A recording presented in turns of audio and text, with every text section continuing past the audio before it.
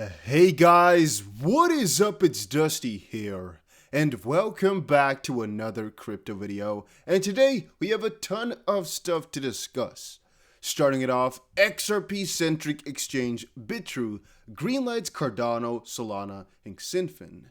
Here is how. So, BITRUE, an XRP-focused multi-purpose blockchain service, offers premium conditions for a listing of tokens that work on 4 new generation platforms. I'm actually kind of confused, at least I was at the start, but hear it out. Are you building a token on the Solana, Cardano, HBAR, or XDC chains? Then we want to get your project on BITRUE pronto. With trading and possibly PowerPiggy support, we'll build a long-term partnership and help you foster innovation. So what they're basically doing is allowing for a lot of the developers who are building on these newer generation platforms to integrate it with BITRUE, work with them in some way, shape, or form. And, well, you don't know necessarily if they're going to have to sell their soul to make this partnership, and if they're going to have to have a lot of restrictions and what exactly. You can look it up, though. The idea is rather cool. The idea that it's possible, and the idea that all those coins and projects being built on these newer chains at least have one exchange that's automatically going to be listing them that's not a decentralized exchange. I think that's rather cool, so I'm pretty happy to see that. Then, one of the most important things that came out today, by the way guys, if you are enjoying these videos, make sure you press that like button. Helps the video out tremendously, and it just is a good deed, all right? You can just go to bed happily knowing you made me happy. S&P cryptocurrency indices to cover over 240 coins. It just came out. Dan Jr. said this is more important than most people realize. Having indices green-lighted by an official group like the S&P is a big legitimization. Somebody else came in to say, sure, you're right, but what will come after it? Even more Wall Street scums and nothing will be the same on the crypto market. Basically, it'll be converted to Wall Street V2. And then Sacred said, everyone knew this was coming. With mass adoption comes corporate scums, but having a group like the S&P bring light to crypto as an asset class will bring in more boomers with dollars, which ultimately is the true thing. Is it annoying? No. You can only say it's bad because there's more money, but that's again like saying it's bad to be rich. You know what I mean? Like it's worse that more money's coming in. No, there'll be more manipulation, but then again, it will also take a lot of manipulation away. What it's going to do is allow for a lot of legitimized money and a lot of institutions to come on in additionally, and a lot of people will notice this brand, this name, and they will finally understand crypto a little bit better or know that it's easier to buy and whatnot. What this will do, though, is make it so more institutions will try to manipulate with more money, but then again, a lot of this manipulation that's going on right now will not be possible anymore. Think ICOs for an example. If there's only a couple $1 million in the coin, it's easy to manipulate. If there's a couple $1 billion in the coin, it's hard to do for one person, right? And that's the same thing as it goes right now. Bitcoin, for a couple of institutions right now, is still manageable to manipulate. But if it's 10 times as big, it becomes 50 times as big a problem to do. So that's a pretty good deal. All right, pretty cool. Cryptos are getting more mainstream recognition as the S&P Dow Jones Indices, one of the world's leading indices providers, announces that it will track a collection of over 240 crypto with its own new crypto index. The new index, dubbed the S&P Crypto Broad Digital Market Index, will provide a snapshot of the broader crypto market's performance. The BDM is the latest expansion of the S&P DJI. It's recently created a collection of digital asset performance trackers dubbed the S&P Digital Market Indices. The BDM contains 4 subset indices that track various components of the crypto market, including the performance of top crypto with large market caps, as well as overall market performance, excluding the top digital assets like Bitcoin and Ethereum. These 4 subset indices are called a couple of names right there. And crypto data provider Lukka is partnering with the S&P, which we covered before, to determine eligibility and pricing of individual components of the indices. And they said, for more than a century, our indices have offered insights on how the markets are performing. Now, with the introduction of the S&P Crypto Broad Digital Market Index, we're providing that answer to crypto investors as well. It's going to be a nice expansion. It's going to be really cool, and I'm excited about it. Then, guys, I'm going to tell you once more, go check out the XRP Trading Competition over on Bybit. Bybit is my preferred exchange, as you guys most likely know by now, but there's a freaking 30,000 XRP competition, which basically means you guys can win up to 30,000 XRP, which if XRP, for example, goes to $10 in the future, it's freaking $300,000. And that's how I like to think about this. Sign up. Link is down below. You have no risk because if you don't want to do anything, you don't have to. It doesn't cost any money.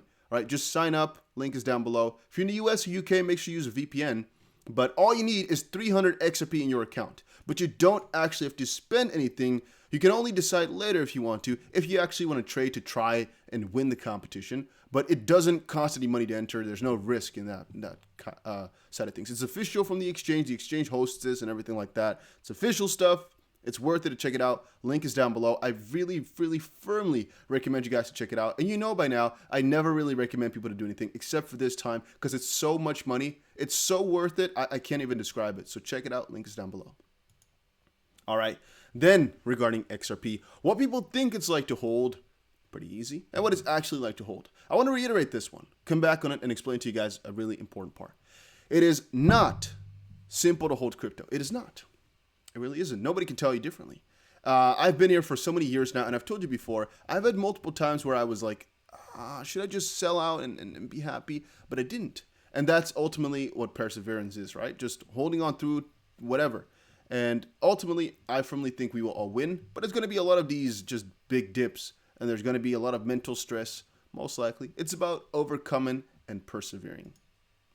Then, former U.S. Treasury Secretary Mnuchin says, Mnuchin, you guys always mock me for saying his name wrong, but I keep forgetting. Mnuchin says buying Bitcoin is perfectly fine. Steven has seemingly warmed up to Bitcoin after leaving the office. So, new little from Squawk says, if people want to buy Bitcoin as a substitute, no different than buying gold or some other asset, it's fine. I don't personally want to have it in my portfolio, but if people want, that's perfectly fine. Yeah, good thing. Not that amazing. I personally don't really care at all what he says, but here it said a little while ago, this is February of 2020, what concerns you the most? US/Mnuchin draconian law, which again basically called him to be the biggest Bitcoin villain in the world, but now he's kind of, opened up towards it, so it's pretty nice. Craig Wright's legal patent about the Bitcoin white paper. Futures manipulations, so basically, people trading with futures and trading with leverage, and others, which people could put down below. This is, however, over a year ago, though. Didn't actually get that many votes, didn't get that much attention. But, he basically, Mnuchin was calling out a lot of illegal activity on there, calling it bad stuff, but I guess he's warmed up a little bit. Pretty cool. Then Jpmorgan and UBS plan to onboard active cryptocurrency strategies. I've told you guys a couple of times by now, banks have clients. Those clients want money, and the clients have demands for specific things. In this specific case here, we all know that Jpmorgan and whatnot, even though they might call out negative things for crypto to happen at one point or another, ultimately they're quite bullish on it, and ultimately they know there's money to be made, and so they have to go try their best to get it. There's a lot of analysts right now over in these companies that are looking at crypto every single godforsaken day. And right now they're taking some extra steps. They might not tell you, but every bank is looking into it. Every bank is working on it. Understand that. These guys are coming forward, but they all are doing that in the background, though. Then an Ethereum ETF has been approved by Brazil's security regulator. Pretty cool. I don't personally, again, really care for it too much, but it's another step. Will I ever use it personally? Definitely not. Will you guys ever use it personally? Most likely not, unless you're over in that Latin America area, potentially. The idea, however, that it's possible and that the U.S. is still not approving any of these things, I guess, does add a little bit of significance, though. Because you start to think about why exactly. Like, why aren't they doing that? I have no idea. And then one tweet I saw a little bit earlier was actually this one right here. XRP Gold posted, I don't get why people are spending their XRP Debit Card, why? And I can only give you guys my opinion about this one, which is either if you're an early investor and you already made a freaking fortune off of it, hey, you go right on ahead. Or if you're a person who just has so much money in crypto that you're like, well, I gotta kind of make it the standard of payments. So, if you want XRP's use case to be that it's a means of exchange, basically, instead of just a hold type of thing, then you actually have to utilize it in some way, shape, or form, right? I personally would never really use crypto to pay with. I could theoretically speaking change over some Tether. I guess it could change over some Tether back to euros or dollars and then, use those. But generally speaking, I really don't ever want to sell my Bitcoin or sell my XRP for some freaking stuff. Have I done it in the past? Yes. Have I made a big mistake about it though? No. Because it was always worth it, but I don't ever recommend that type of stuff, nor do I actually like it. It's only if you want to safeguard some stuff. For example, let's say you have a hypothetical, right? Let's say you have $100,000 in Bitcoin, goes to $400,000, and you're like, well, if it goes back down to $100,000, I spent 4 years of my life, for example, but nothing has really changed. So once it's, for example, at $350,000, you just buy a car with it for 10,000 bucks. And maybe the price of Bitcoin goes up and your portfolio is now worth 700,000. The car you bought for a couple $1,000s might now have actually been, double the price. What you did get, however, is a car. You know what I mean? It could have all fallen down. It could have been zero, but now at least you have a car. So even though you maybe have paid double, triple, quadruple for the car, at least you have one now. Same thing goes for any other thing. Maybe a phone, right? Maybe you need a phone. And maybe you, instead of paying, I don't know how much an iPhone, let's say $1,500 for one, you now have actually spent $4,000 on one. Okay, but you have more crypto than that, and the rest of your crypto went up, right? So ultimately, it's a win-win because at least you have a phone if things were to go wrong. David Goxstein noted the super necessary correction and said the Bitcoin price will reach $80,000. Huh. Yeah, I mean, stating the obvious. Ethereum's top 10 whales keep accumulating. Ethereum now holds 20% of the supply. Yeah, Ethereum's top 10 largest addresses now own the highest percentage of ETH overall supply, 20.58% since May 2017, after dropping as low as 18.46% after an all-time high.